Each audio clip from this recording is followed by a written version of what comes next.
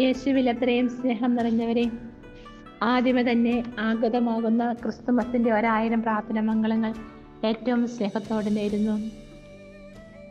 അത്യുന്നതങ്ങളിൽ ദൈവത്തിന് മഹത്വം, ഭൂമിയിൽ സന്മനസ്സുള്ളവർക്ക് സമാധാനം എന്ന് പാടിയ മാലാഖമാരുടെ ഗാനം നമ്മുടെ കർണപുടങ്ങളിൽ മാറ്റുള്ളി കൊള്ളുന്ന ദിനങ്ങൾ. ഓരോ ക്രിസ്തുമസും ഓരോ ജനനത്തിന്റെ അനുസ്മരണമാണ്. എൻ്റെയും നിന്റെയും എല്ലാ ഭവനങ്ങളിലും നക്ഷത്രങ്ങൾ തൂങ്ങിക്കിടക്കുന്നത് കാണാം.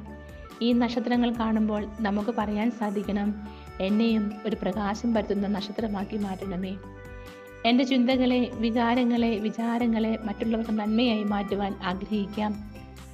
ഓരോ നക്ഷത്രവും നമ്മെ ഓർമ്മപ്പെടുത്തുന്നത് ക്രിസ്തു അവിടെ ഉണ്ടെന്നാണ്. ഞാൻ ലോകത്തിൻ്റെ നക്ഷത്രമായി മാറണം. എന്നെ കാണുന്നവരിലും ഞാൻ കണ്ടുമുട്ടുന്ന വ്യക്തികളിലും ക്രിസ്തുവിനെ കാണുവാൻ നമ്മുടെ നയനങ്ങൾക്ക് സാധിക്കണം.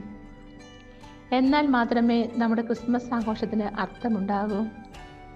രവീന്ദ്രനാഥ ടാഗോർ പറയുന്നത് പോലെ, പ്രകാശം മുന്നിൽ നിൽക്കുമ്പോൾ നിഴൽ പിന്നിലാണ്.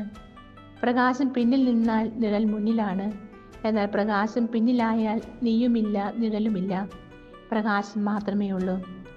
അങ്ങനെയെങ്കിൽ പ്രകാശമാകുന്ന ക്രിസ്തുവിനെ ഉള്ളിൽ സ്വീകരിച്ച, ക്രിസ്തുവിൻ്റെ വരവിനെ അറിയിച്ച നക്ഷത്രത്തെ പോലെ ഈ ഭൂമിയിൽ സ്വയം പ്രകാശിക്കുവാനും, ക്രിസ്തു ഇവിടെയാണ് ജനിച്ചത്, എന്നിലുണ്ട്, ഞാൻ വസിക്കുന്നിടത്ത് ഉണ്ട് എന്ന് മറ്റുള്ളവർക്ക് കാട്ടിക്കൊടുക്കുവാൻ ഒരു അനുഗ്രഹിക്കപ്പെട്ട ക്രിസ്മസ് നിങ്ങൾക്ക് എല്ലാവർക്കും ഉണ്ടാകട്ടെ എന്ന് ആത്മാർത്ഥമായി പ്രാർത്ഥിക്കുന്നു, ആശംസിക്കുന്നു.